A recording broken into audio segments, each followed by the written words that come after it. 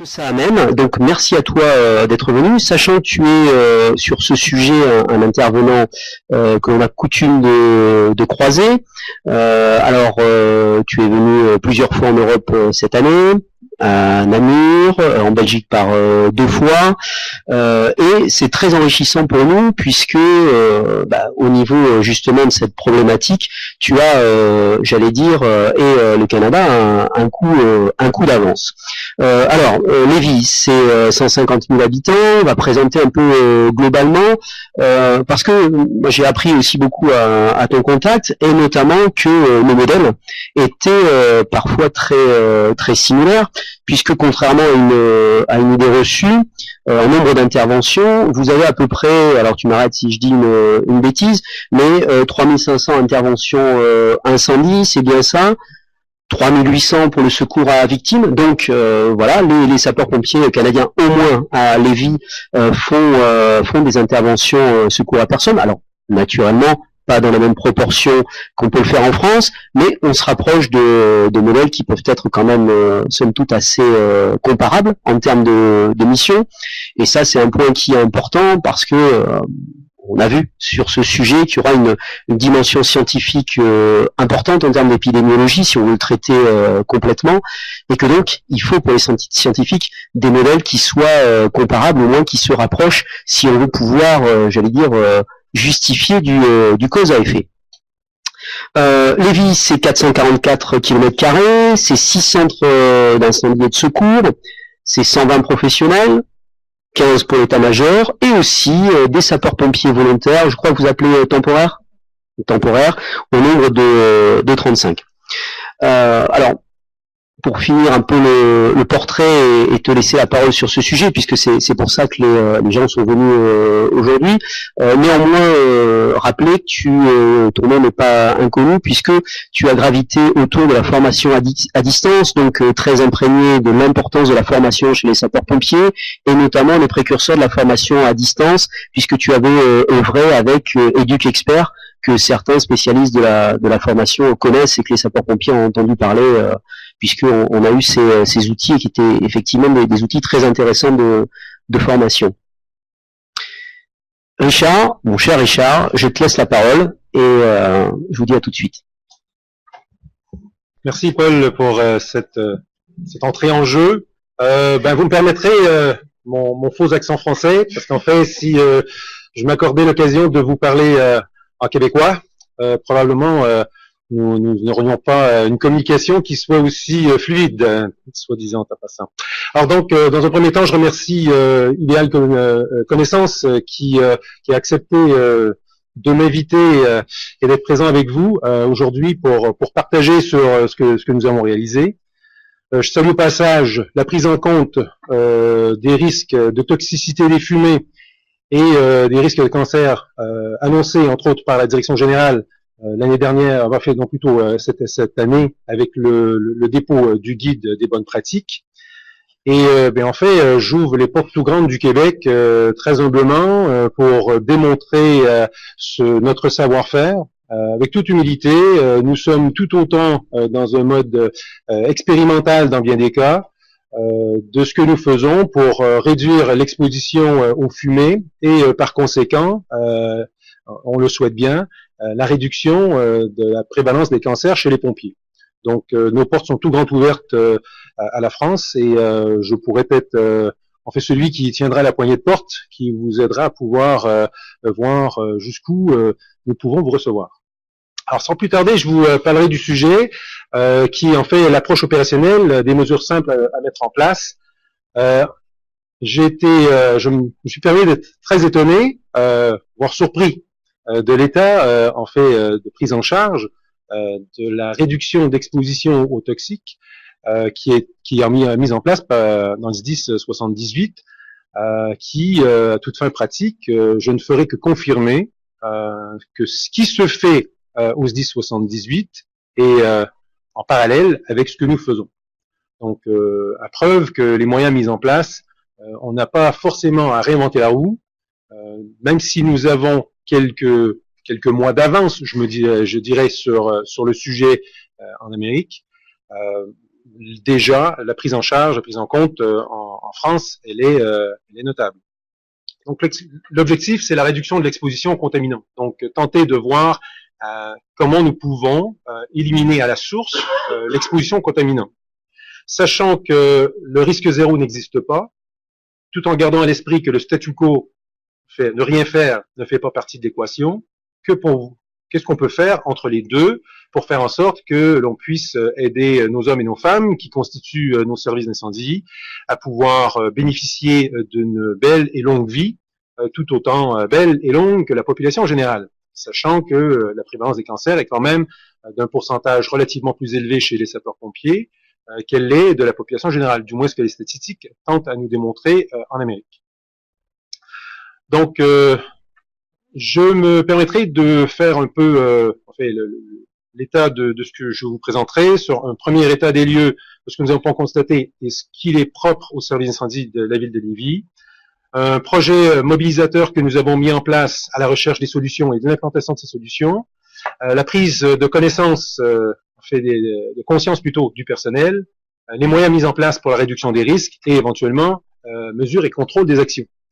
J'y attarderai un peu à ce dernier point, tout en disant si nous mettons en place des moyens pour réduire l'exposition aux fumées et de facto tenter de réduire les cancers, vaut bien aussi mesurer, si nous le faisons, et éventuellement mesurer l'efficacité des moyens que nous mettons en place.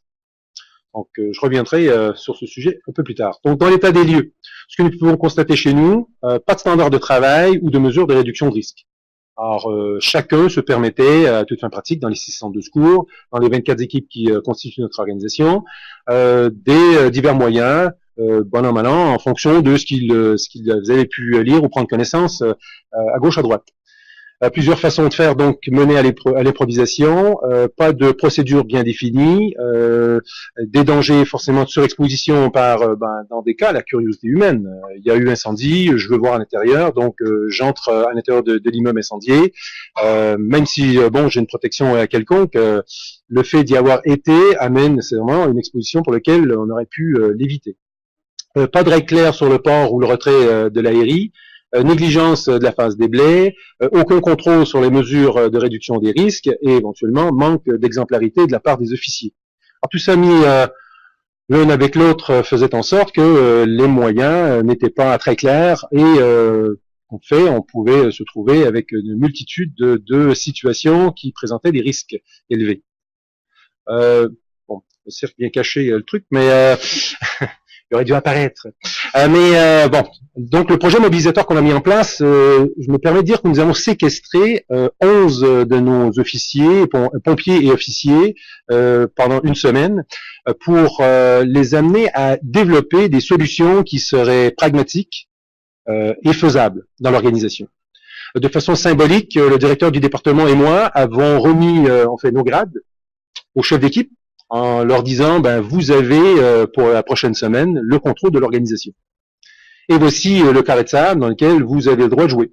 Alors donc nous leur avons donné les indications sur la portée potentielle et la capacité financière très très mince que l'on leur laissait pour trouver des solutions.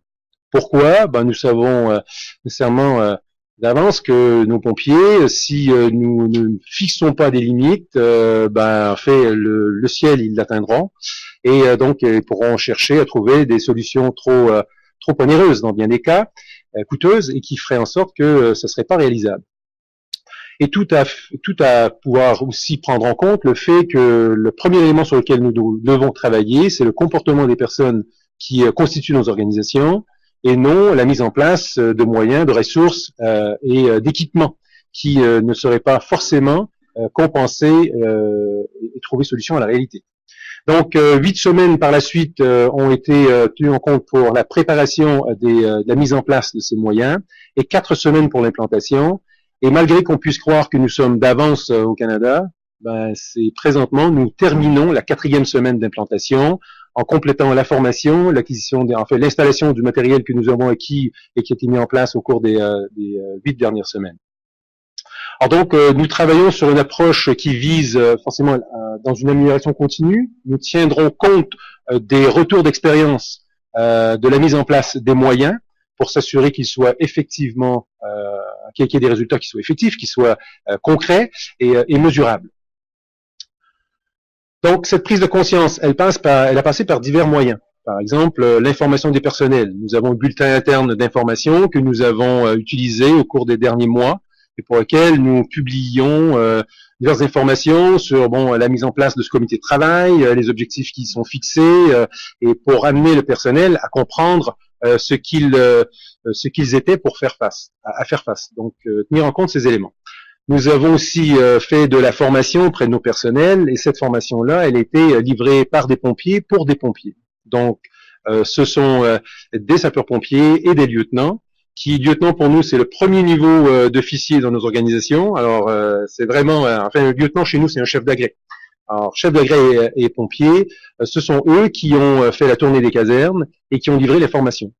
Donc, le niveau d'écoute, dans ce cas, on peut le considérer avoir été beaucoup plus élevé s'il s'agissait du directeur ou du directeur adjoint du département qui venait livrer le message. Alors, suite à ces rencontres, les questions ont été répondues, les appréhensions ont été tenues en compte. Autrement, dans les formations que nous avons livrées, c'était forcément cette prise de conscience que les statistiques nous démontrent qu'il y a une prévalence des cancers chez les pompiers, qu'il y a lieu d'intervenir et que les risques sont plus élevés d'en mourir d'un cancer que la population générale. Sincèrement, ça cherche, ça peut être un peu difficile à absorber comme information, mais n'empêche, on doit quand même les saisir de la situation et qu'ils comprennent bien. Et en parallèle, aussi les informer sur le fait qu'il y a des facteurs qui sont prépondérants et qui sont personnels et qui, par ailleurs, peuvent aider à réduire l'occurrence des risques, dans les conditions auxquelles la sédentarité, l'obésité, le diabète, les taux de cholestérol élevés et le tabagisme, par exemple, sont connus comme étant des éléments qui sont favorables à créer un environnement développement d'un cancer. Donc, en parallèle à la mise en place des moyens physiques dans l'organisation de la sécurité incendie chez nous pour réduire l'exposition et prévenir les cancers, il y a en parallèle des actions que les pompiers doivent faire eux-mêmes pour pouvoir s'aider à passer au travers. Donc, l'implication des membres, ça a été une connaissance approfondie du sujet, ça a été une volonté, une détermination du succès, c'est la cohésion, la constance du message qui est livré. Et la formation, comme je dis, elle est faite par des pairs, donc les pompiers et les lieutenants eux-mêmes, à l'intérieur de l'organisation. Et les personnes que vous voyez sur l'image, c'est cette équipe de pompiers, et vous ne pouvez pas distinguer qui est officier, sous-officier ou pompier, parce que dans l'exercice, personne n'avait de grade. Ils étaient tous des membres du service d'incendie. Et pour éviter, potentiellement l'influence qu'il peut y avoir entre les grades et l'image que peut projeter l'uniforme, nous leur avons demandé, d'être vêtus en jeans et en t-shirt. Alors donc, pour une notion de travail et de réussite ensemble. Donc, des moyens simples et accessibles à la réduction des risques, vous allez retrouver les similitudes avec les moyens qui sont mis en place au SDIS 78. Parce qu'en fait, dans les solutions, elles s'apparentent tous aux mêmes moyens. Donc, dans un premier temps, se protéger efficacement au niveau des voies respiratoires. Pour nous, je me suis permis d'ajouter cette slide dans ma présentation. Chez nous, cette situation, elle est réglée depuis les années 90. Jamais nous avons autorisé le port de la barbe dans nos organisations, ou même toléré. C'est au point tel qu'un pompier qui débute sa garde, il n'est pas rasé, il doit se raser immédiatement, et si c'est la deuxième fois qu'on le surprend, il est suspendu. Alors, donc, nous prenons la chose très au sérieux, et c'est tolérance zéro dans le contexte. Alors, oui, c'est peut-être un sujet chaud, je me suis permis de constater par certains écrits, des publications, entre autres sur Facebook, qui peuvent circuler sur le fait qu'il peut y avoir une opposition à cela et croire qu'il s'agit d'une atteinte à mes droits personnels. Mais quand on parle de santé et sécurité au travail, je crois que le droit personnel devient second. Alors, c'est dans l'intérêt des pompiers de respecter cette règle de base qui assurera la meilleure efficacité de l'ARI au niveau de la protection, et je me permets aussi de croire au niveau de l'efficacité opérationnelle. Le port de la barbe n'assurant pas l'étanchéité fait en sorte nécessairement qu'il doit y avoir fuite d'air, et on réduit la durée opérationnelle de l'ARI. Alors, pour maximiser la capacité opérationnelle et l'efficacité, je crois que ça aura forcément un effet très positif. Forcément, les bénéfices seront d'aucune inhalation de contaminants. L'étanchéité absolue de la partie faciale de l'aérie assurera la meilleure sécurité du pompier et, comme je le disais d'emblée, l'augmentation de la durée opérationnelle de l'aérie. Au niveau autre élément à tenir en compte, c'est la propreté des centres de secours. En fait, je le fais valoir, je me permets de croire que tous les centres de secours sont bien entretenus, mais il s'agit vraiment d'aller dans tous les coins, dans tous les raccoins, et de s'assurer que tout le matériel, tous les planchers, l'air de vie, la remise à laquelle sont rangés, par exemple, les engins, soit propre, que les planchers, on ne retrouve pas de traces de suie, que les murs soient éventuellement aussi tenus en compte et lavés. Alors, pour faire en sorte qu'on puisse réduire la présence des contaminants. Le matériel qui est rangé, le matériel de réserve qui est rangé, qu'il soit aussi rangé et soit des conditions qui soient propres et qui ne soient pas couverts de suie ou de saleté. La propreté des véhicules et du matériel en début de garde, forcément, c'est la tournée des véhicules, c'est de s'assurer que tous les engins soient pleinement fonctionnels et que le matériel qui est à bord puisse aussi être fonctionnel. C'est de s'assurer qu'effectivement ils sont bien entretenus et qu'ils sont propres et que si j'ai à les manipuler, ils seront forcément propres a priori et quand ils seront remis en service suite à une intervention, ils seront dans les mêmes conditions qu'ils étaient au départ. Il va de même pour l'entretien comme tel de l'engin et de s'assurer que les compartiments de l'engin soient aussi tenus propres. Et ça inclut non seulement le compartiment dans lequel on vient loger tout le matériel, mais la cabine d'équipier de l'engin, le fait qu'elle soit aussi tenue propre. Autre moyen mis en place et tenu en compte, c'est la propreté des sièges. Alors, jusqu'à ce jour, les sièges à bord de nos engins sont recouverts de tissu. Nous avons fait l'acquisition récente d'un FPT pour lequel nous avons changé le cahier des charges et de faire en sorte que la surface des sièges maintenant soit une surface synthétique, lisse et qui ne permet pas l'absorption ou l'agglomération de contaminants. Alors pour les sièges qui sont actuellement faits de tissu, enfin on s'est permis d'utiliser une laveuse à tapis portative. Et ce que vous voyez dans les contenants sur les photos, c'est en fait la couleur de l'eau qui a été extraite du lavage du siège. Alors c'est inquiétant. Alors donc on peut croire que par le passé, non, on s'en inquiète pas. Souvent la couleur des tissus qui recouvrent nos sièges sont de couleur foncée, qui ne permet pas de pouvoir distinguer le niveau de saleté ou d'absorption potentielle de contaminants. Et d'avoir fait le lavage, ça nous a donné le signe. Nous permettons, entre autres, nous demandons à nos chefs d'agrès, qui sont chefs de centre à la fois dans notre structure chez nous, de faire le test du gant blanc.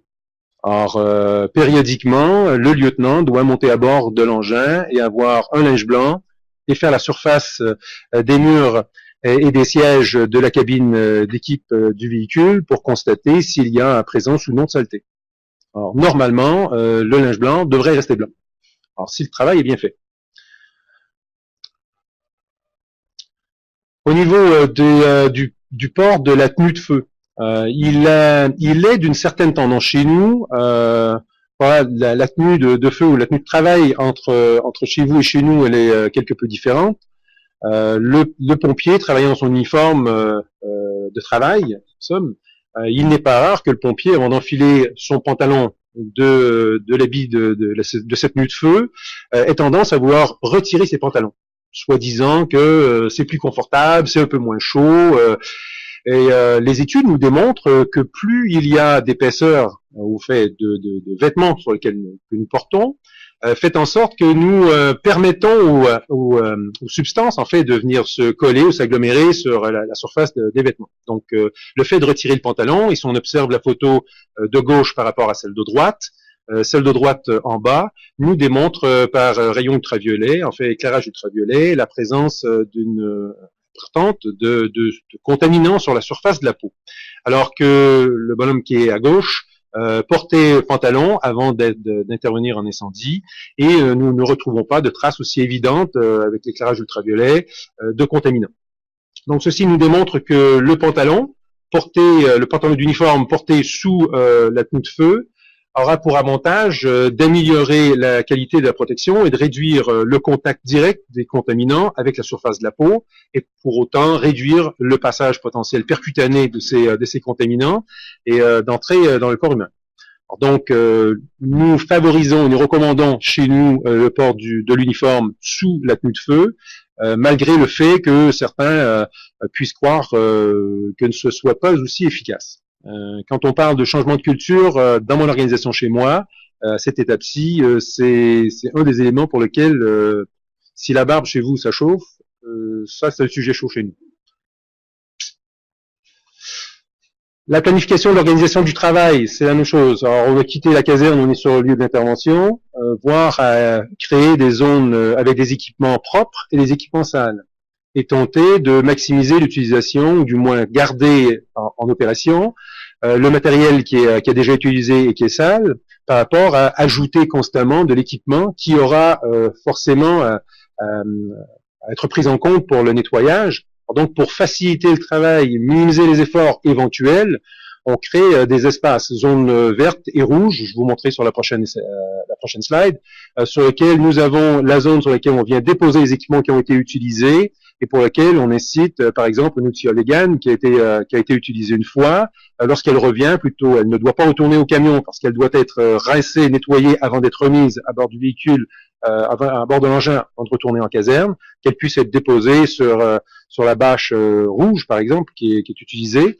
Et si nous devons utiliser à nouveau une outil Olegan, plutôt que d'utiliser une qui n'a pas été utilisée à ce moment-là, on prendra celle qui est sur la bâche rouge. Donc, éviter l'usage excessif d'équipements, réduire les effets de nettoyage et de contamination. Alors, par exemple, aussi un peu l'organisation du travail. Pour fin d'information, le secteur 1 étant pour nous dans le jargon l'immeuble qui est la proie des flammes. Alors de là, on crée différentes zones de travail pour lesquelles le PC étant le poste de commandement ou le COS qui va se situer à une certaine distance, toujours de visu avec l'immeuble, mais à l'extérieur du périmètre comme tel où il pourrait être en contact avec les contaminants.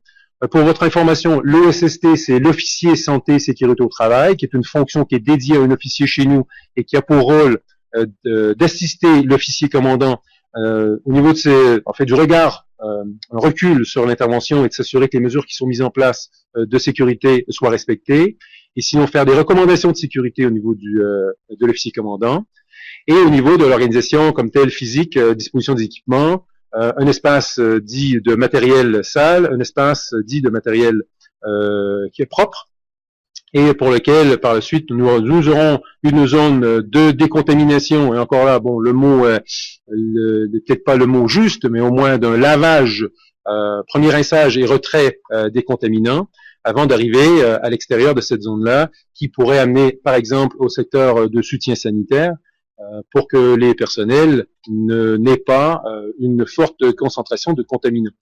Encore là, je me permets de dire, l'objectif, c'est de réduire l'exposition aux contaminants. Est-ce que la solution fera en sorte qu'il y aura 0 contaminant sur eux? C'est non. Mais par rapport à la situation que nous vivions dans le passé, forcément, les résultats seront meilleurs parce que la quantité de contaminants qu'ils auront sur eux sera beaucoup moindre. Mais nous tentons de mettre en place des solutions qui puissent faire en sorte que le pompier, lorsqu'il sort de la zone d'intervention, pour éventuellement retourner soit en centre de secours ou faire un arrêt au secteur de soutien sanitaire, soit dans des conditions les plus propres possibles. On doit aussi tenir en compte, et on va parler sous peu du lavage et du dressage des tenues de feu. Au Québec, il fait pas froid, il fait fret. Alors, donc à Québec, il n'est pas rare l'hiver qu'on ait du moins 25, moins 30. Et donc, on ne peut pas imaginer sur la scène d'intervention qu'on fait le lavage. Ça fait un bonhomme de glace. Alors donc, on doit penser autrement et organiser le nettoyage sur scène d'intervention de façon différente et s'adapter en fonction de la température et de la survenue des événements. Alors donc, diminution de la durée d'exposition cutanée en intervention. Nous cherchons à trouver des solutions qui permettent cette réduction-là. Par exemple, au niveau des cagoules, on en a parlé un peu plus tôt, c'est le maillon faible de l'EPI. Il y a quand même des évolutions qui se font présentement au niveau technologique dans la fabrication des cagoules, mais on a aussi à s'inquiéter. En fait, pour moi, c'est une préoccupation. Si nous modifions la structure ou en fait la capacité l'opacité de nos cagoules pour faire créer barrière de passage des contaminants, est-ce que nous allons de l'autre côté causer un souci de santé par la régulation de la température que la tête cherche à pouvoir aussi s'ajuster par la transpiration, et si elle ne peut pas respirer tout autant, en fait, on pourrait peut-être se retrouver avec d'autres soucis de santé. Ceci dit, au service d'incendie de Lévis, nous allons continuer à utiliser la cagoule traditionnelle, mais nous allons créer un cycle de remplacement sur intervention. Donc, nous avons établi chez nous la règle, après 2 bouteilles d'aérie, qui peut représenter facilement 20, 30 à 40 minutes de travail soutenu sur intervention. Donc, à la 2e bouteille d'aérie, lorsqu'il se présente à remplacer sa bouteille, doit retirer sa cagoule, la déposer dans un bac de cagoule sale, prendre une lingette savonneuse, se laver la région du cou, sachant que c'est la région la plus sensible, la plus exposée. Donc, se laver le visage, se laver les mains de surcroît, enfiler une nouvelle cagoule, et par la suite repartir sur l'intervention. À moins qu'il ait aller au soutien sanitaire à ce moment. Donc, on procède au remplacement à chaque 2 bouteilles d'aérie. Est-ce que 2 c'est bon? Est-ce que ça aurait été mieux à la première, à la 3e?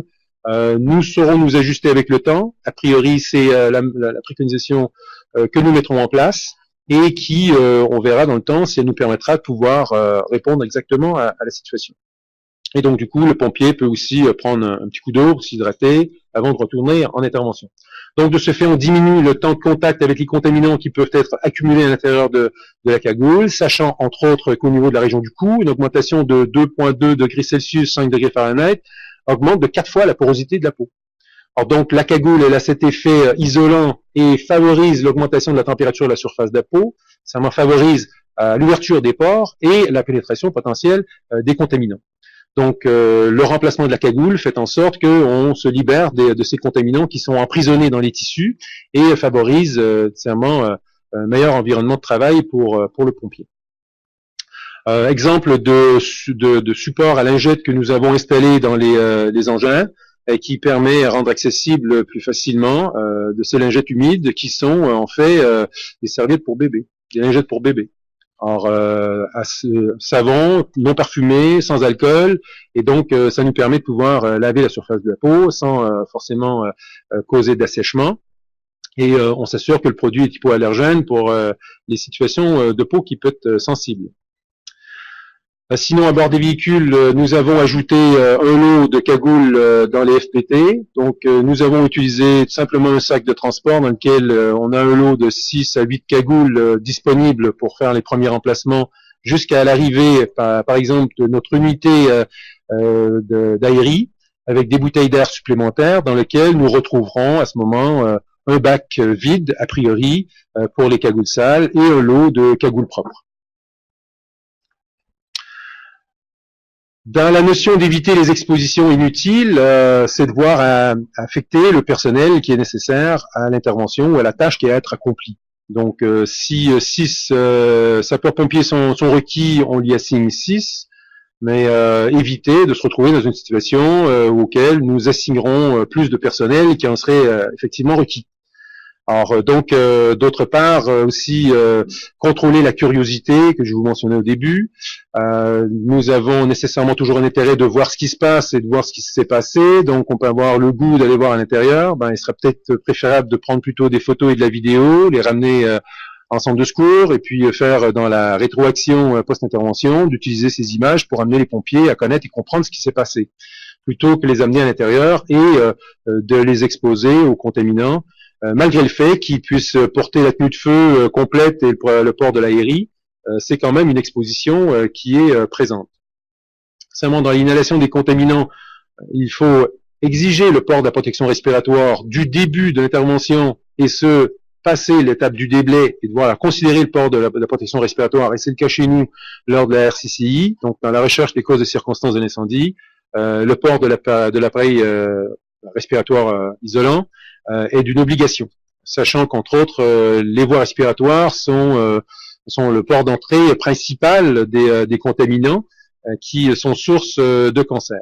Donc, on va travailler à maximiser la disponibilité des bouteilles d'aérie sur la scène d'intervention Et forcément aussi, il y a la notion de l'exemplarité. Je reviens souvent sur ce mot, en fait sur ce fait plutôt, les faits que les officiers doivent nécessairement agir avec exemplarité. Nous pouvions avoir des situations pour lesquelles l'officier ne fait que dire j'y suis que pour une seconde, je veux juste voir ce qui se passe à l'intérieur, et ne pas porter d'aérie par exemple, alors qu'il est à l'intérieur de la fumée et tout autant à risque d'en respirer. Au niveau de la réhabilitation, bon, terme que nous utilisons chez nous est soutien sanitaire, qu'on peut dire, mais c'est de s'assurer d'avoir un lieu propre, distant. Dans certains cas, nous pourrions envisager la mise en place du soutien sanitaire sur le site de l'intervention à une certaine distance, bon, forcément en fonction de la direction des vents et tout. Compte tenu de la température chez nous hivernale, il est fort possible que le ravitaillement, la remise le soutien sanitaire ne se fasse pas à l'extérieur, sur le site d'intervention.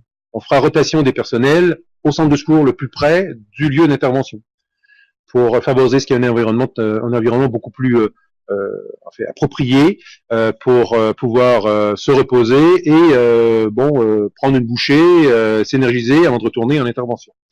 Donc le soutien sanitaire sur site, il faut trouver moyen d'offrir par exemple des aliments qui sont ensachés individuellement, éviter les situations auxquelles le pompier peut simplement se mettre la main dans notre panier et puis récupérer, je sais pas moi, je dirais des bonbons, mais c'est pas des bonbons, mais on fait des aliments.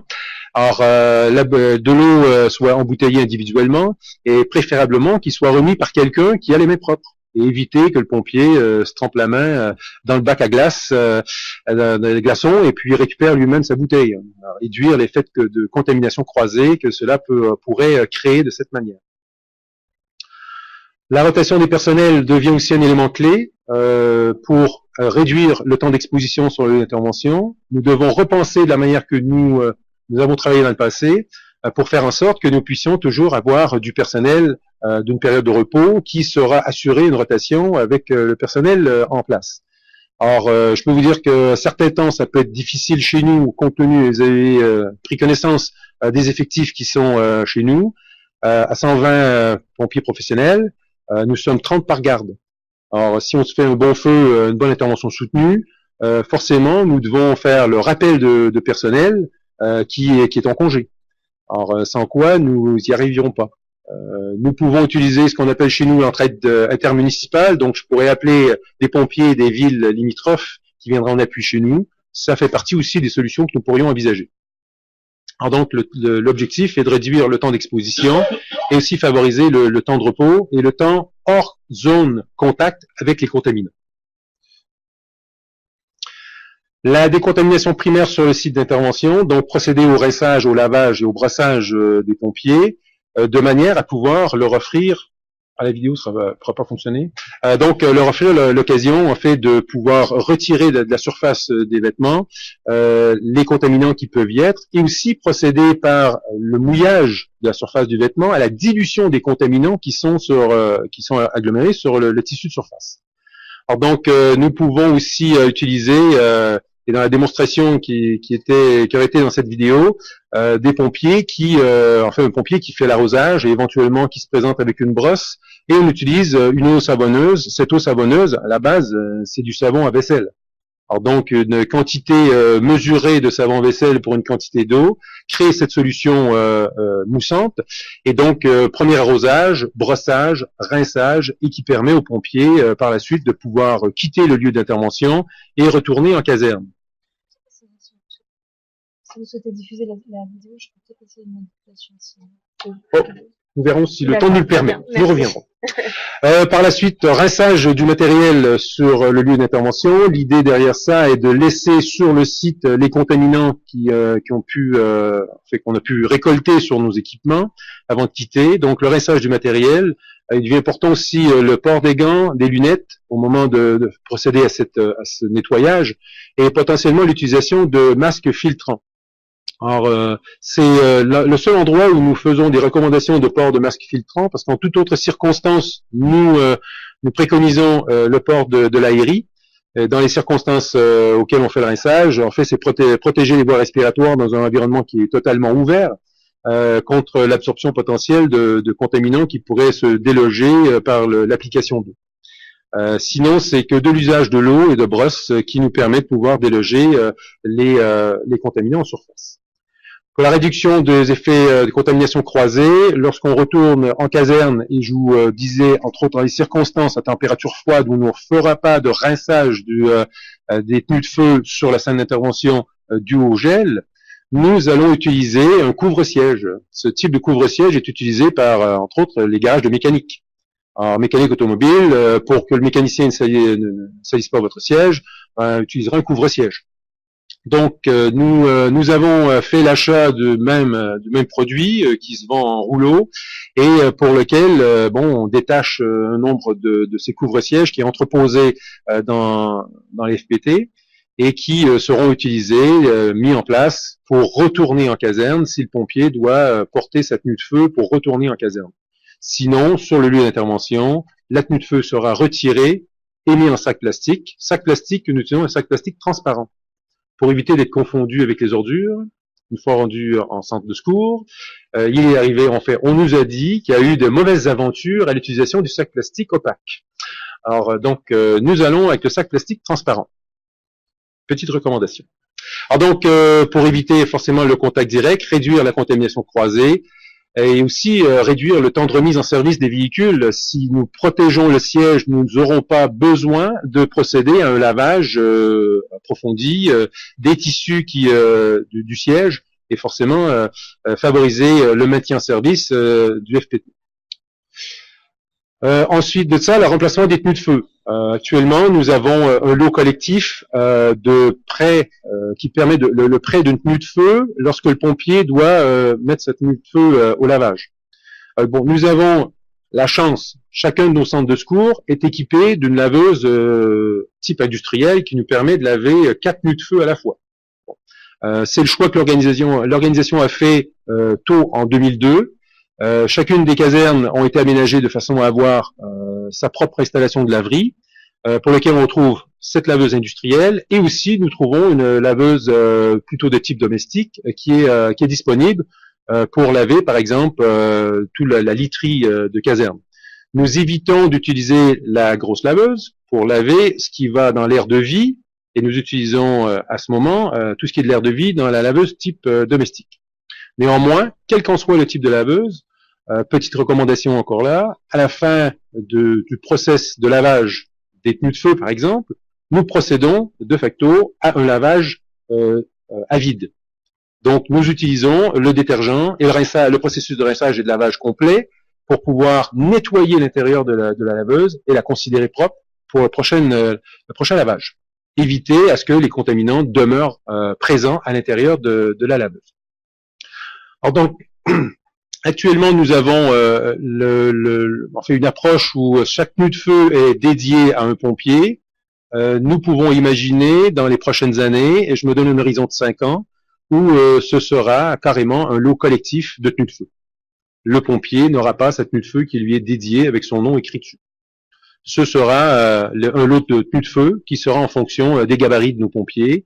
Et donc, nous aurons des tailles qui correspondent à nos personnels et dans une distribution dans chacune des casernes en fonction de la courbe, en fait, des tailles de nos personnels.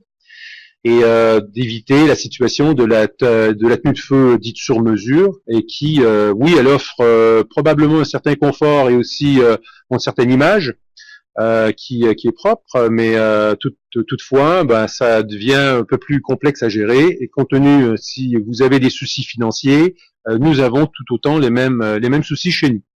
Alors, à la recherche de solutions, c'en est une, et une qui, étrangement, je vous parlais, le groupe de travail que nous avions séquestré pour une semaine, il y a une journée, ils ont dû se permettre un retrait. La discussion était très chaude sur ce sujet. La plupart préconisaient la double désignation de tenue de feu par pompier comme étant la solution. Et bon, mais s'il se fait une troisième intervention dans la même journée, on fait quoi? Ah ben là, on aura un lot commun. Ah mais là, on peut pas entretenir un lot commun et une double affectation de tenue de feu par pompier. Alors, on se retrouverait avec 200, 250, 280% de tenue de feu pour le personnel. Alors, et donc la discussion, en fait, c'est eux-mêmes qui sont arrivés à cette solution de l'eau commun a priori pour le trait d'une tenue de feu lorsque la tenue de feu individuelle est au lavage, à la laverie, et mais éventuellement c'est eux-mêmes qu'ils ont suggéré que dans un ordre de temps d'environ 5 ans, de passer à faire un lot collectif. La douche, elle est importante, elle doit être prise dans les meilleurs délais et elle est prise de façon à ne pas mettre la caserne hors service. Il y a rotation de personnel qui passe à la douche. Alors, bon, on se retrouve peut-être dans une considération chez nous, une caserne peut avoir soit 4 pompiers ou 6 pompiers. C'est peut-être un peu plus facile à gérer dans cette considération, mais durant le temps qu'un pompier est à la douche, les 3 ou les 5 autres sont à remettre les véhicules en opération. Donc, il n'y a pas de délai dans la capacité à la caserne de reprendre service. La douche est importante parce qu'elle permettra de pouvoir retirer complètement de la surface de la peau et des cheveux, entre autres, qui est aussi un autre port d'entrée non négligeable des contaminants, et de procéder a priori à une douche fraîche qui permettra de laver les surfaces, éviter l'ouverture des pores de peau par une douche trop chaude, et passer éventuellement de la douche fraîche à la douche chaude pour réussir à terminer le douchage. Sincèrement, l'objectif est de réduire le temps de contact avec les contaminants et de permettre forcément un retour plus rapide en service. Durant ce temps, le lavage post-intervention du matériel se fait en caserne. Tout le matériel doit être lavé, les aéries, laver les bouteilles d'aéries avant de les mettre, avant de les gonfler, de pouvoir procéder au lavage de tout le matériel avant la remise en service. Tout ça dans un objectif de réduire les effets de contamination croisée et l'exposition prolongée. Donc le lavage se fait à l'aide de, c'est en rinçage, c'est brossage et l'utilisation d'une eau savonneuse, l'utilisation de lingettes pour les petits appareils. Par exemple, on n'a qu'à penser vous appelez ça comment? Le mano dépendant. Non, la soupape à la demande. Laver la soupape à la demande, forcément, on ne peut pas laver à grande eau. On peut utiliser des lingettes à ce moment pour laver ces composantes plus fragiles. On arrive vers les dernières mesures, entre autres au niveau de la réduction des contaminants, procéder aussi au lavage et avant d'envoyer le matériel à la réparation, par exemple, section logistique. Et tout autant le personnel qui travaille à l'entretien mécanique ou des équipements doivent porter gants de nitrile et aussi lunettes pour se protéger. Le lavage des tenues de feu, ça demeure encore la question. Chez nous, on n'a pas pu arrêter sur une définition de quand est-ce qu'une tenue de feu est jugée souillée au point tel qu'elle doit être lavée dans la laverie. Ou sinon simplement rincé. Alors c'est la distinction entre être en contact avec la fumée ou avoir été en contact avec les contaminants. Alors forcément le pompier qui a fait intervention dans la zone chaude de l'incendie considérera cette tenue de feu suffisamment exposée qu'elle nécessitera un lavage. Surtout si dans le travail il est exposé à l'eau souillée, l'eau sale de l'eau grise de l'incendie, nécessairement ça s'imprègne dans les tissus et ça mérite une attention plus particulière. Alors donc la tenue de feu, elle sera lavée de façon mécanique, alors que dans votre cas, elle sera lavée de façon manuelle. Il est en votre choix aussi pour les gants, les bottes, les effets chaussants, et puis cagoule et casque. Les gants doivent être lavés manuellement. On peut pas, chez nous, la recommandation, à moins que ce soit différent chez vous, elle ne peut pas être lavée dans une laveuse. Alors donc, ça sera l'utilisation d'un bac d'eau avec eau savonneuse, l'utilisation d'une brosse et brosser les surfaces des gants pour faire sécher les gants et faire sécher les gants par la suite. Alors, casque et bottes, c'est la même chose. Au niveau de la recherche des causes et circonstances d'incendie, protection respiratoire, ce qu'on cherche à faire aussi, c'est maximiser la formation de nos pompiers de première ligne à déterminer la cause la plus probable dans les situations simples et d'éviter d'utiliser les ressources externes pour limiter l'exposition, toujours en portant forcément le pays et l'AIL. Donc l'objectif est d'obtenir des résultats concrets. Alors, ce sont des actions que l'on considère faisables, qui s'intègrent éventuellement tous à l'intérieur de du processus d'intervention. Je dis tous parce que forcément, dans les premiers temps, c'est de s'adapter à tout cela. nous avons muni notre COS fait de checklist avec l'ensemble des éléments qui doivent être réalisés et tenus en compte, parce que nous mesurons la mise en place des moyens.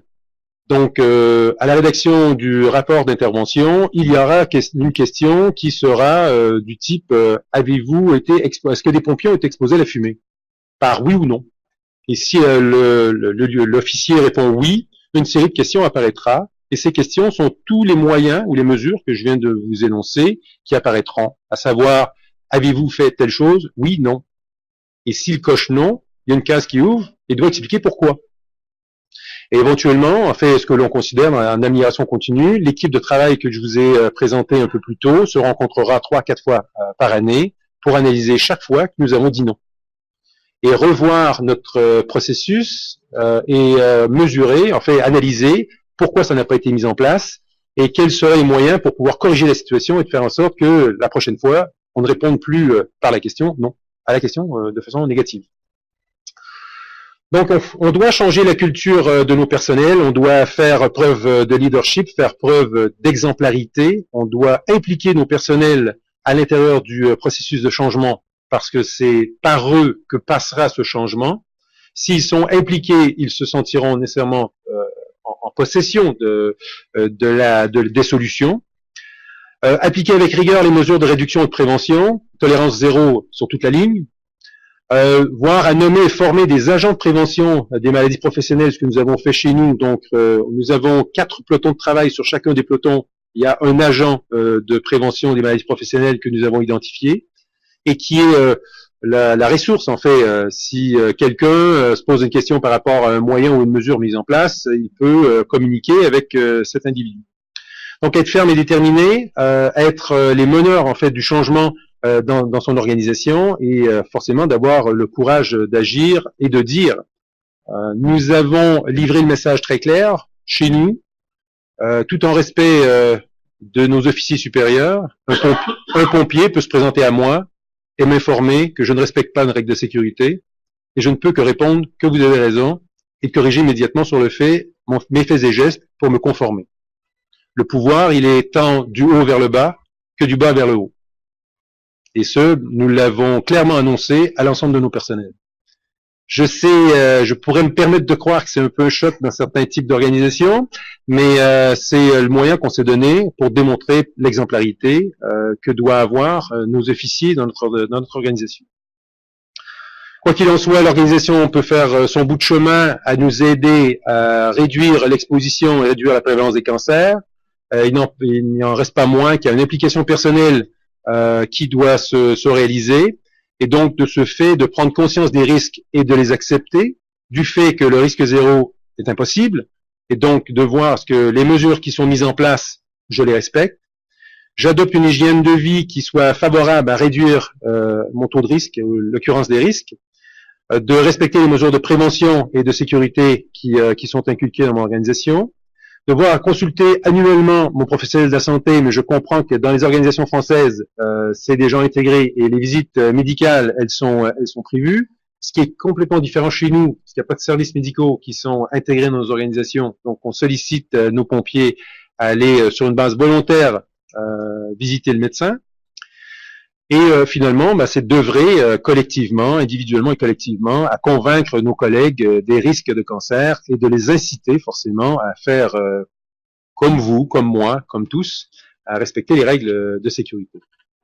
Je me permets en conclusion de dire, en fait, je me suis permis ce jeu il y a quelques années de parler de sapeurs-pompiers SP en parlant de sécurité et prévention. Alors, je souhaite que tous les pompiers français puissent bénéficier de la mise en place des préconisations qui apparaissent dans le guide, entre autres de la direction générale, et éventuellement toute évolution qui concourra dans les années. Je profite aussi de l'occasion de vous parler en fait de la mise en place de discussions en fait entre la France et le Québec sur des recherches. Alors donc nous sommes à la recherche d'intérêts face à ce groupe qui pourrait s'établir entre l'université Laval qui est basée à la ville de Québec et l'université de Lille sur lesquels il pourrait y avoir des domaines d'intérêt, de collaboration en matière de santé et qualité de vie au travail, soit dans le domaine du droit à la santé, de la toxicité, dans l'approche psychosociale ou autre, qui pourrait être d'un champ d'intérêt entre les deux pays, et de voir faire des études comparatives ou des mises en comparaison de ce qui se fait de part et d'autre de l'océan, et qui nous permettrait d'avancer plutôt qu'être chacun de notre côté, mais peut-être trouver en parallèle des moyens qui nous feront avancer collectivement plus rapidement, plus loin, et de viser cet objectif éventuel de retrouver un pourcentage de maladies professionnelles chez les pompiers comparable à tout autre métier. Et de ce fait, je vous heureusement l'adresse web apparaît, l'adresse mail apparaît un peu, pas nécessairement bien dans le bas, mais bon, c'est fanquin@wanadoo.fr. Alors sur ce, je vous remercie de votre attention et je vous incite à être forcément toujours prudent. Merci. Merci beaucoup, merci pour cette riche intervention. Alors, j'ai été absolument envahie par les questions. Donc du coup, j'ai essayé de regrouper certaines, etc. Donc je présente mes excuses en avance à ceux dont je ne poserai pas la question telle qu'elle a été posée et qui ne seront pas nommés, mais il y a tellement de questions qui se regroupent que du coup je suis obligée de trier. Je suis vraiment navrée. Je vais même les afficher en fait. Voilà, comme ça ce sera plus simple pour moi. Nous avons une première question de Gwendal Menez qui demandait des précisions au niveau 1 et 2, les tenues de feu chez eux. Évitons que des SP mettent une TSI ou une F1 sous un pantalon niveau 2. Interdit. Alors, c'est une remarque, je pense, qu'il souhaite des précisions, voilà, sur effectivement, sur les niveaux 1 et 2, voilà. Forcément, ce serait difficile pour moi de faire des comparaisons entre les tenues de feu qui sont en place en France par rapport aux tenues de feu qui sont chez nous. Alors, les normes sont différentes, la fabrication, la construction, ils sont différents. Chez nous, la tenue de feu peut être carrément, elle pourrait être portée de façon indépendante à la tenue de pompier, enfin l'uniforme de travail du pompier. Ce que nous recommandons chez nous, c'est le port d'un vêtement sous la tenue de feu pour favoriser l'absorption des contaminants. Et la norme telle qu'elle est faite chez nous, le pompier pourrait ne pas porter, par exemple, une tenue F1 sous sa tenue de feu, et elle serait conforme à la norme nord-américaine, qui est, je me permets de croire, différente, je crois que c'est la EN 169. Oui, bien sûr. Non, très rapidement, effectivement, nous c'est le N469, j'ai vu qu'il y avait une question que vous avez finie. Nous, la position de la DG, c'est effectivement d'être plutôt sur une veste de niveau 2, veste et pantalon de niveau 2, qui pourrait être porté, comme chez vous, sans rien dessous finalement, pour offrir le niveau de performance qui est prévu par la norme. Ce que je soulignais ce matin, c'est que si un département choisit de prendre du niveau 1, et donc il atteint le niveau 2 en termes de performance par association avec la tenue F1 ou avec la TSI, le problème de contamination se reporterait sur le vêtement qui est porté en dessous. Mais on voit aussi, par rapport à ce qui était exposé dans la présentation de Richard Hamnet dans le sujet, que forcément la superposition de couches, un peu comme chez les animaux, chez les oiseaux en particulier, conduit à bloquer des couches qui permettent une meilleure résistance thermique, et en l'occurrence, pour le sujet qui nous intéresse, à fixer la contamination. Donc voilà, c'est cet équilibre dont je parlais ce matin qu'il faudra trouver entre le complexage d'une tenue multicouche ou la superposition de couches que vous préconisez, j'entends bien, et nous, quand on regarde des retours d'expérience de veste niveau 2, EN 469, avec des gens qui ont été exposés à des flashs thermiques qui peuvent être supérieurs aux exigences de la norme, il ne s'agit pas de dire que la veste n'est pas conforme, elle est parfaitement conforme, sauf que le temps d'exposition peut être plus long que celui qui est prévu par la norme, et force est de constater que quelqu'un qui a un polo, il a entre son poignet, j'allais dire, et le milieu de son bras, une exposition à des brûlures qui peuvent être apparentées au 2e voire 3e degré, qui lui n'aurait pas s'il avait une chemise F1, pour parler classiquement, ou un polo manche longue. Donc c'est exactement le même problème, je pense, avec le pantalon. Voilà, petite précision sur le niveau 1 et niveau 2. Comme dans bien des cas, il faut trouver un équilibre entre la problématique du lavage, de l'acquisition et de l'entretien de ces équipements. Très bien. Merci beaucoup. Donc, d'autres questions se suivent. Donc, encore une fois, si les questions ayant ayant été posées au fur et à mesure de votre intervention, peut-être que des réponses partielles ont été apportées, donc il s'agira peut-être d'apporter uniquement des compléments. Une question donc de Luc Chénaud. Après l'extinction d'un incendie, même basique du type feu de poubelle, les véhicules sont-ils indisponibles immédiatement après l'intervention, le temps du nettoyage, idem pour les agents? Vous avez effectivement répondu partiellement tout à l'heure. Voilà. Après, nous avons bonjour, s'il existe une procédure de nettoyage des EPI, qu'en est-il des vêtements de travail? Les vêtements de travail, en fait, c'est une des raisons pourquoi nous avons mis des laveuses de type domestique qui permet au personnel de procéder au lavage de ces vêtements d'uniforme à la caserne. Alors, nous recommandons l'utilisation des laveuses en caserne plutôt que de transporter ces vêtements à la maison. Alors, et de les laver chez soi. Alors, encore là, si le pompier n'a pas fait d'intervention incendie durant la journée, ben, il ne transportera pas forcément de contaminants chez lui. Il pourrait le faire. Mais ces vêtements d'uniforme pour lesquels ont été exposés à des contaminants suite ou durant un incendie, ben, on lui suggère de les garder à la caserne et de les laver à la caserne. Très bien, merci. Alors, vos EPI sont-ils en dotation collective et qu'en est-il du nettoyage, perception, gestion en général? Actuellement, ils ne sont pas en dotation collective, elles le seront éventuellement. A priori, nous sommes dans une phase de transition entre l'utilisation, la désignation d'une tenue de feu par pompier, mais force est d'admettre que ça fait partie des solutions que nous mettrons en place pour pouvoir composer avec cette réalité et trouver des solutions qui soient abordables. Très bien, merci. Une question de Christophe dit, la prise en compte de l'impact de la toxicité des fumées d'incendie sur la santé des pompiers au Québec est donc récente, contrairement à ce que l'on pense en France? Elle n'est pas forcément récente. Depuis 8 ans que je me permets de livrer un peu le message, depuis les 2 à 3 dernières années pour lesquelles l'information elle est de plus en plus intensifiée. Le domaine est beaucoup plus fébrile, le milieu est plus fébrile depuis un an et demi, voire au moment où nos instances gouvernementales provinciales ont reconnu la prévalence de certains cancers chez les pompiers. Donc, de ce fait, le gouvernement, en parallèle, a mis en place des outils pour les services d'incendie, pour les aider à la gestion de la prévention. Donc, par exemple, la publication d'un guide sur les bonnes pratiques d'entretien des tenues de feu. Le week-end prochain sera publié le guide de la protection respiratoire qui donnera les lignes directrices aux organisations pour assurer une meilleure prise en compte des risques et de prévention chez les pompiers. Très bien, merci. Une autre question. Les recommandations prises par le centre de secours de Lévis valent-elles pour les autres CS de la province de Québec et du Canada? Quid des pompiers américains situés sur le même continent? Y a-t-il du partage d'expérience dans ce domaine? Il y a du partage. Je me permettrai de parler que du partage qui se fait au Québec. Donc, je pilote une table de travail au niveau de l'Association québécoise des chefs en sécurité incendie, sur lequel il y a des échanges entre nous sur les bonnes pratiques qui sont mises en place. Il n'y a pas une pratique mur à mur. On fait une mise en place des pratiques mur à mur. Elles sont adaptées à chacune des organisations. Toutefois, l'accès à l'information, elle l'est pour tous les services d'incendie.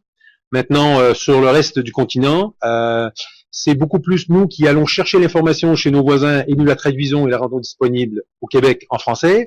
Alors, sachant que le reste du Canada et de l'Amérique est anglais. Alors, c'est de la manière que nous travaillons. Merci beaucoup. Votre mode de nettoyage permet-il de supprimer entièrement les contaminants? Il n'y a pratiquement pas de moyen, en fait, du moins à ce jour, auquel on réussit à ramener une tenue de feu à 0 contaminant. Donc, l'objectif, c'est d'éliminer le plus de contaminants possible. Nous savons que des recherches sont en cours pour développer tous les moyens qui nous permettraient de réussir à atteindre ce niveau 0 de contamination. Toutefois, entre-temps, nous prenons tous les moyens qui sont connus et reconnus pour faire un lavage qui s'approche le plus de la contamination 0. Merci. Une autre question. Les bonnes pratiques évoquées viennent-elles en complément ou se substituent-elles au guide des bonnes pratiques de la CNESST CNESST, Commission des normes de l'équité, de la santé et de la sécurité au travail. Bien informés. Alors non, ils sont carrément en ligne avec les recommandations du guide des bonnes pratiques. Donc, ce que je me suis permis dans cette présentation-là, il y a beaucoup d'informations qui va au-delà du guide des bonnes pratiques d'entretien. Alors, ce guide de la CNESST a été, en fait, nous permet au service incendie, c'est de voir comment maintenir et entretenir nos tenues de feu. Mais le sujet abordé était beaucoup plus large par rapport à cela. Alors le guide s'applique sur une parcelle du process de prévention des cancers. D'accord. Merci beaucoup. Nicolas Fardot nous demande quel a été le budget approximativement de la mise en place de ces mesures. Celle que nous mettons en place au service incendie de Lévis, je me permettrais de dire peut-être 1000 euros. Alors c'est l'achat de lingettes savonneuses, c'est à peu près cela, des brosses, savon à vaisselle, des seaux. Alors ça s'est limité à de petits investissements. Bon, soit dit en passant, je vous disais d'entrée de jeu, nous avons une laveuse de type industriel dans chacune de nos casernes. Ce choix avait été fait déjà dans le passé, donc nous n'avons pas eu à tenir en compte de cette considération dans la mise en place des moyens pour laver les tenues de feu. Soit si nous avions qu'un endroit centralisé, nous aurions eu à mettre en place moyen pour pouvoir assurer la distribution, la prise en charge, tenir en compte et de faire parvenir la tenue de feu à la laverie. Mais bon, la dimension de notre territoire fait en sorte que c'est peut-être plus facilitant sur 444 km² par rapport à des milliers de kilomètres carrés que je puisse connaître de la dimension de certains SDIS. Ça facilite peut-être le travail. Très bien, merci. Luc Chinot demande, y a-t-il un système de protection sociale adapté depuis que le lien entre cancer et activité des sapeurs-pompiers a été réalisé? Nous sommes dans les premières étapes de la prise en compte, en fait, de la reconnaissance de ces cancers au Québec. Le processus actuel est de faciliter l'admissibilité de la reconnaissance du cancer comme maladie professionnelle, mais ce n'est pas une reconnaissance présomptive. Donc, il y a toujours besoin et obligation de faire une démonstration pour obtenir la notion de la reconnaissance d'une maladie professionnelle, du fait qu'il a été exposé aux contaminants et est-ce que les mesures préventives ont été ou non mises en place. Très bien. Nathalie Estermans nous demande c'est le commandant Chico du 1077 qui demande comment s'opère l'entretien des EPI, fréquence suivie et le suivi des lavages quand ils sont faits en interne. Nous sommes à mettre en place les moyens pour assurer le suivi, en fait par un registre informatisé. Ça reste à être mis en place.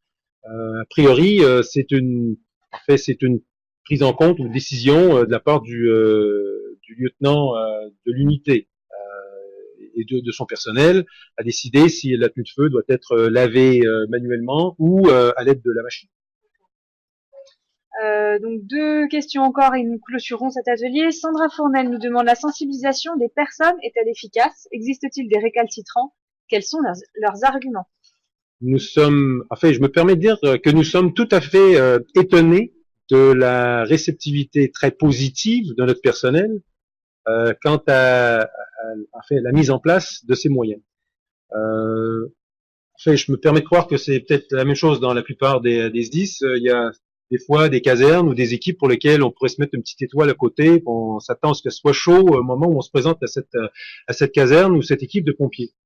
Et nous avons été très étonnés à celles pour lesquelles nous avions peut-être certaines appréhensions de constater que ce sont les casernes qui étaient le plus réceptives, le plus à l'écoute et le plus impliquées.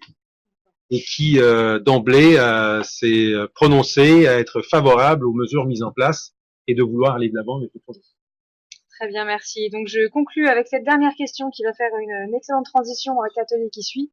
Comment sont nettoyés les masques aéris? Les masques aéris, en fait, ils sont nettoyés dans des bacs, trempage, démontage, trempage, lavage et puis séchage.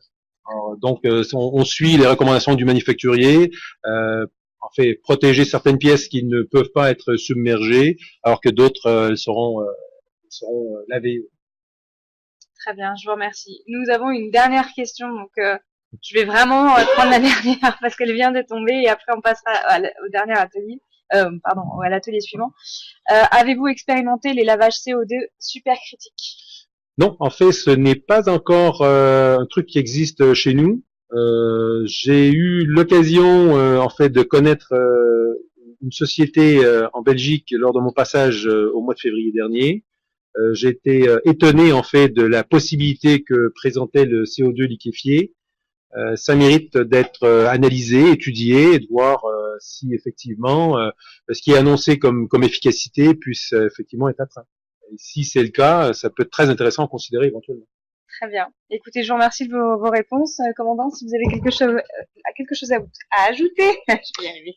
Merci Richard. Donc je note quand même deux trois petits points. C'est que on parle de CO2 hypercritique, on parle de contaminants et on en arrive toujours à la même problématique. C'est que finalement les sapeurs-pompiers sont un peu seuls et ils ont besoin de s'ouvrir à l'extérieur. Je note que votre avance vous a permis de vous ouvrir à l'université de Laval, à Québec, et je félicite et merci pour votre présence, l'université de Lille, avec le professeur Frima. Professeur Frima, pour les initiés, c'est la personne qui a été en charge de produire le rapport concernant les risques de toxicité chimique et les liens avec les cancers pour Madame Agnès Buzyn, qui est ministre de la Santé. Ça a été produit il y a quelques mois. Donc, les sapeurs-pompiers s'ouvrent au monde universitaire. On voit bien que dans ce dossier complexe, on sent tous un peu nos limites. Alors, quand on voit la présentation, c'est vrai qu'on peut avoir l'impression que vous avez de l'avance, et c'est bien le cas. Je note quand même, pour faire un bilan comparé des forces, nos corps de pompiers respectifs, c'est que nous avons un point par contre qui me semble être un point de force, c'est le 3SM. Nous avons cette médecine d'aptitude qui, justement, à mon avis, sera quelque chose de très intéressant, et si j'ai bien compris tes propos, dont vous ne bénéficiez pas. Ça, ce sera un atout. Ça, c'est le premier point. Et le deuxième point, c'est que on se heurte à une problématique, c'est qu'en fait, notre modèle de pensée par rapport au toxique, c'est-à-dire un toxique ponctuel, comme un gaz sarin, un VX, qui va avoir une action ponctuelle, mortelle, très rapide et immédiate, eh bien finalement, on n'est pas du tout là-dedans. On est sur un contaminant et sur une maladie à effet différé. Petite dose, plusieurs produits différents, dont le contaminant dont on parle aujourd'hui, qui va, sur une période de 20 ans, éventuellement déclencher ou pas quelque chose. On peut peut-être illustrer ça un peu comme ça, en supposant que quand on a une capacité à résister au risque cancer, parlons de celui-là. C'est-à-dire qu'on a biologiquement, et les médecins, si je vulgarise un peu trop, voudront bien m'en excuser, on a cette capacité qui nous est donnée, on ne sait pas, la capacité qu'on a de résister à ces risques de cancer. Et puis, tu l'as dit aussi, notre comportement. Le fait que l'on va se protéger, alors si on considère que tu as été bien mieux doté en termes de résistance que moi par la nature, et que tu as un comportement qui est effectivement sain, mais de temps en temps, forcément, par le fait que, par la vie, tout simplement, puisque vivre, ça reste mortel, eh bien, tu vas... tu fumes pas, toi, Richard? Non, mais moi, je vais me mettre à fumer pour aujourd'hui. Je fume. Étant natif de Bordeaux, je vais aussi boire un peu trop plus que les préconisations de l'OMS. Et ce qui fait qu'au bout d'un moment, je vais arriver à une situation qui est une situation, parce qu'en plus, je portais pas trop l'aérie étant jeune, une situation de seuil, de saturation. Et qu'est-ce qui va se passer? Il va se passer tout simplement que mon contenant va déborder. Et là, vraisemblablement, c'est la catastrophe. Nous avons du matériel informatique, ça devient très embêtant. J'ai fait une grosse boulette. Et pour le traiter, il va falloir que je m'active. C'est pas du tout, j'allais dire cinématographique, c'est pas bon ce que je suis en train de faire, parce que je suis en train de réparer le désastre que j'ai causé. Eh bien, pour la plupart des maladies à effet différé, le processus de fonctionnement est très similaire à ça. Je me permettrai d'y rajouter un point qui a été évoqué dans le dernier guide incendie. Si vous reprenez les dernières pages, ça doit être la page 153 de mémoire, vous y trouverez un point qui parle des maladies cardiovasculaires et de la nécessité d'avoir une hygiène physique, de dormir convenablement pour pouvoir répondre aux missions des sapeurs-pompiers. Je vais aller même jusqu'à dire que c'est peut-être probablement le fonctionnement aussi psychologique que l'on peut associer à ce type d'effet seuil, ces petits impacts tout au long de la carrière, tout au long de la vie privée, mais aussi professionnelle, qui vont, à un moment donné, si on n'y prend pas garde, si on ne se protège pas sur tous les aspects qu'on vient d'évoquer, potentiellement, ou pas, en fonction de la capacité, j'allais dire, individuelle à résister, mais ça, on ne le sait pas à l'avance, donc autant se protéger quand on ne sait pas la capacité qui nous a été donnée par la nature de nous protéger, justement en évitant, par un comportement personnel adapté, et se prévenir tout au long de la carrière. Je crois que si on peut passer un message, c'est que dans le flou scientifique qu'il y a autour de ce dossier, la moins mauvaise des solutions, eh bien, c'est individuellement. Merci beaucoup.